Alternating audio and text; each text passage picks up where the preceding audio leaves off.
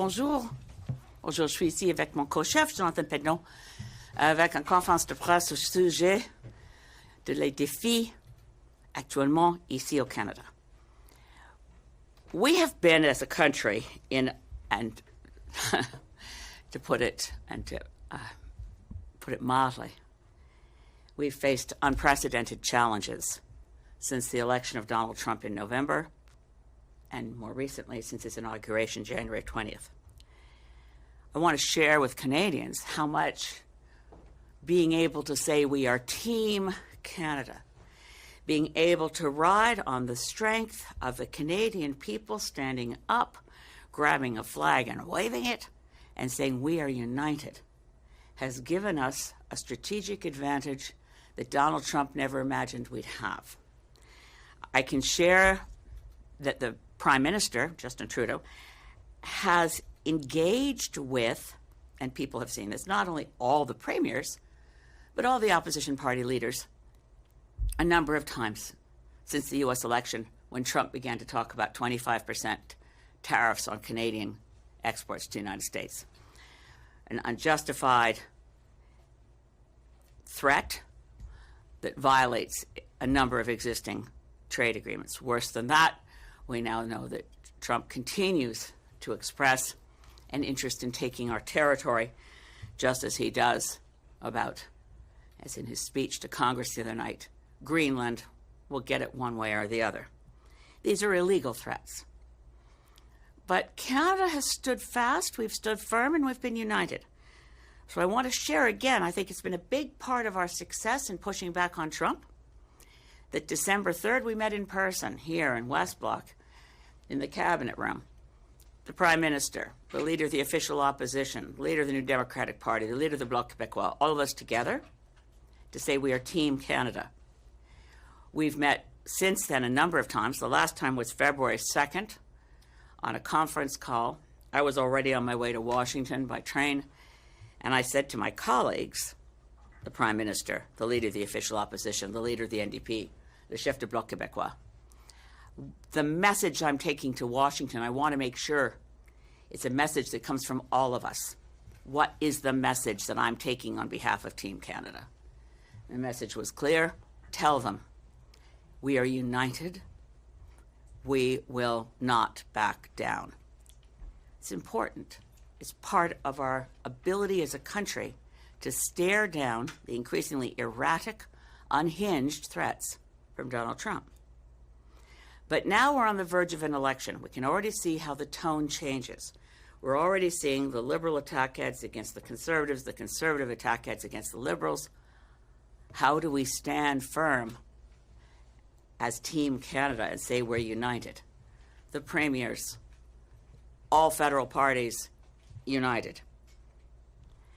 My fear as we go into this next election, which we think will happen very soon, is that unless we sit down and meet with each other, and I mean all party leaders meet together soon, the election campaign opens up two big risks for Canada.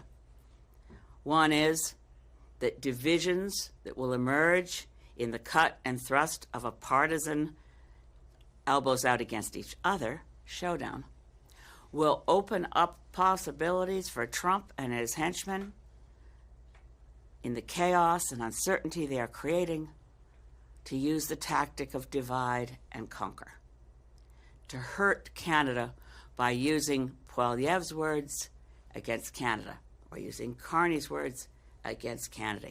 How do we stand united in an election campaign? This is where the call for leadership is right now, not who is best able down the road after an election to defend Canada from unfair, retaliatory trade actions or worse from the United States.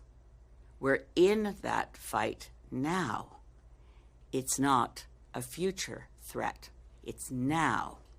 So how do we continue to stand firm as Team Canada going into an election? This is where the call for leadership. Canadians want to see real leadership. And that's why Greens are standing up now and saying, we can do this, but not if we engage in a conventional, hyper-partisan election campaign. We can do this if we meet right now. I'm directly calling to the new leader of the Liberal Party, Mark Carney, and to the leader of the Conservative Party, Pierre Poilievre, as well, of course, as my colleagues in the Bloc and the NDP, that we sit down together and review the options for staying firmly Team Canada while in an election campaign. Now, there may be other options, but the one that has historical reference points, the one that could work, and that Mark Carney must put in place before he names his own Liberal cabinet, is to bring together what would, in historical terms, be called a war cabinet, an inner cabinet that focuses on one thing only: how to protect ourselves, how to protect Canadian sovereignty, protect Canada's economy from the threat from the United States. To have legitimacy, that inner cabinet must include members of all parties.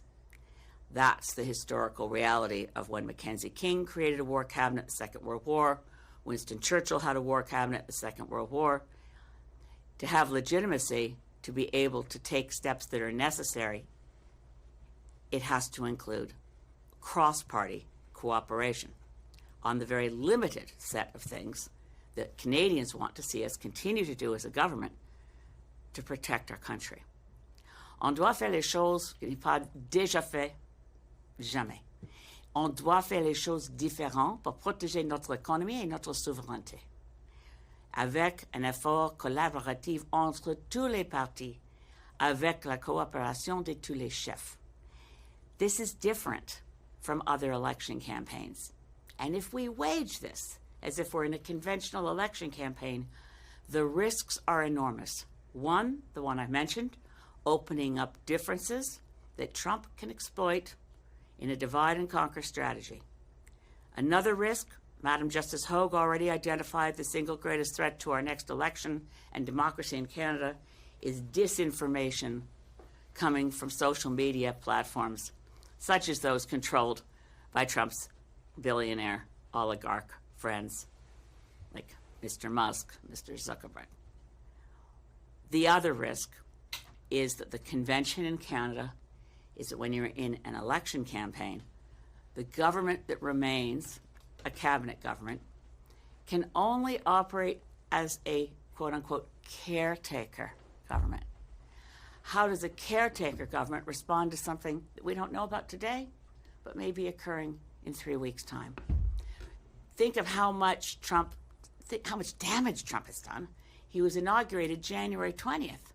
We've been getting whiplash from his tariff today, maybe no tariff tomorrow. We need to have a government that remains solid. Team Canada that can say to Donald Trump, go pound sand or go suck eggs. Although, as I said, I now realize there's a tariff on sand and they may not be able to afford eggs.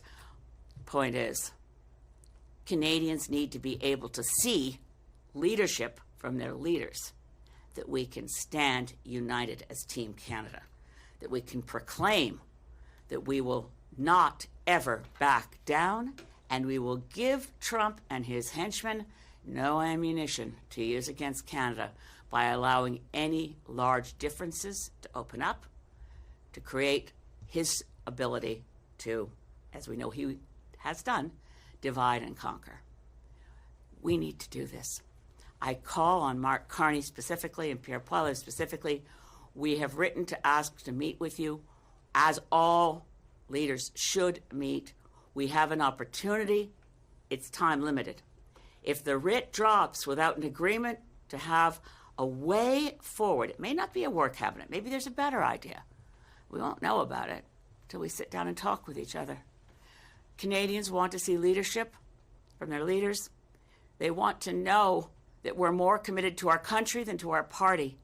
So every single day, from now till the election is over, whenever that may be, I want to know that Mark Carney wakes up, Pierre Poilievre wakes up, Jagmeet Singh wakes up, François Blanchet, it's a little more difficult for him, his nation, Quebec, every single day, wake up and say, country first, party second. Country first, party second. If we don't do that, we may find ourselves in a much weaker position to confront the threat that Donald Trump represents. With that, s'il y a les questions pour mon collègue ou moi, we're open for any questions you may have. Yeah, Ms. May, David Baxter from Canadian Press. Have you gotten any assurance from the Carney camp or from Trudeau before he left office that the briefings with the opposition leaders on the U.S. situation would continue into the Carney administration? No. I have to say it was extraordinarily, I have to say, inspiring. I've shared with many of my constituents in open community meetings. And when I tell people, generally speaking, or media, that we've been meeting regularly, that we share briefings, and that we pledge to each other Team Canada. Canadians want to see more of that, and it will be a tremendous loss for us as an economy and as a sovereign nation to abandon that for the cut and thrust of a conventional election campaign. We are in an election imminently, and that's appropriate. Canadians want an election, but I don't think anyone wants to see us attacking each other in a way that opens up an opportunity for Donald Trump to take the upper hand. We are strong when we are united. This is a really challenging moment, and we have a very short window in which to make the difference between a conventional election and one that maintains Team Canada as its center. And that opportunity, I'm afraid, will disappear once Mark Carney swears in his new cabinet. If it's all Liberals, that's the end of any idea that we can go into an election as Team Canada. How confident are you that that could happen, given how polarized the Parliament has been in the last number of months, and especially the Conservatives seem unwilling to work with the other parties on issues like this? We saw just in that meeting you had with Poilievre, Singh, and Trudeau when the tariff situation first really started to kick off. The consensus was Pierre Poilievre was still just sticking to the Conservative talking points and not seeming really willing to have a real dialogue with the other leaders. So how realistic do you think this even is? I think it's realistic because the fact we continued to have those meetings up to and including February 2nd, that I was able to ask leaders of all the other parties, is this my message going to Washington? I don't want to go to Washington and freelance as co-leader of the Green Party and throw other ideas out there. I want to know, when I talk to staffers of Republican congresspeople, or Democrats for that matter, I want to know that I'm carrying a message from all of us. I think that's extraordinary that all of them in the room, it was a virtual meeting on audio only, but we were all together in the virtual space. And that was a unified message of Team Canada.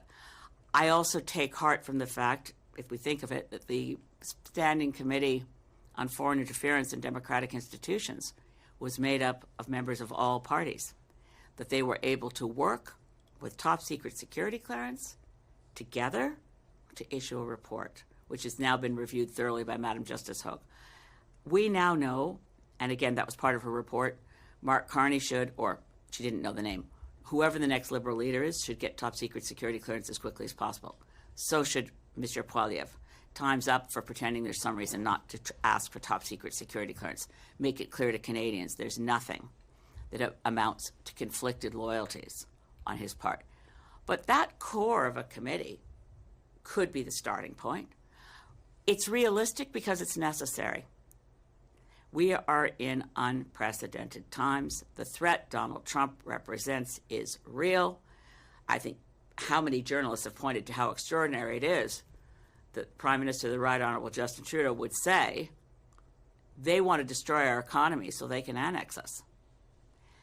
How extraordinary is it? And I quoted this when I was at a press conference at the United Nations the other day on the threat of nuclear war.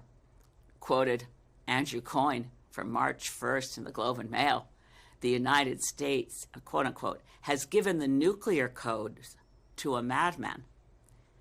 I think we'd all agree that Andrew Coyne's a thoughtful and known to be a conservative voice in the political spectrum.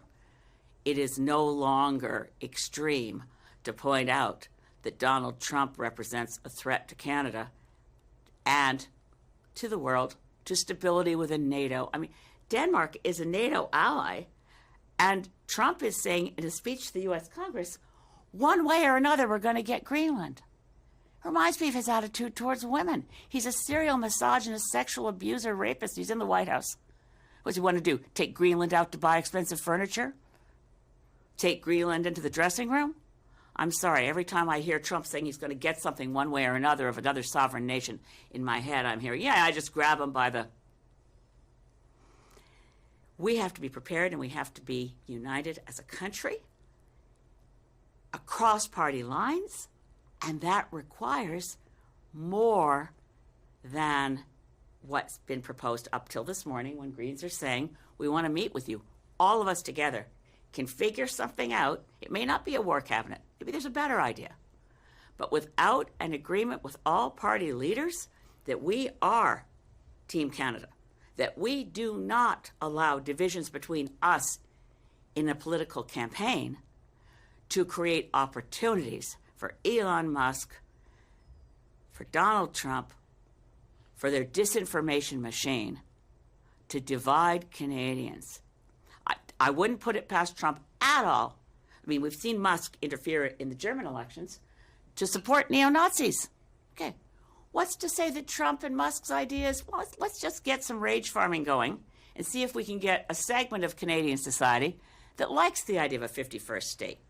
So we can get divisions within the country, get people clamoring.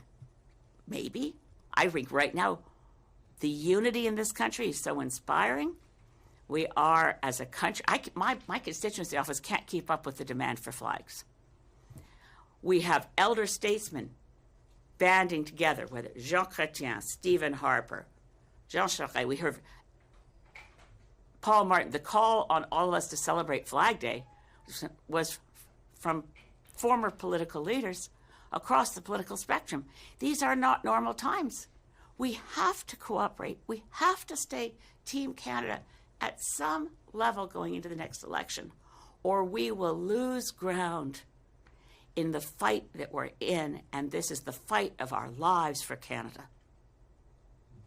Yeah, on just a slightly different note, you're a strong advocate for the rules of this House.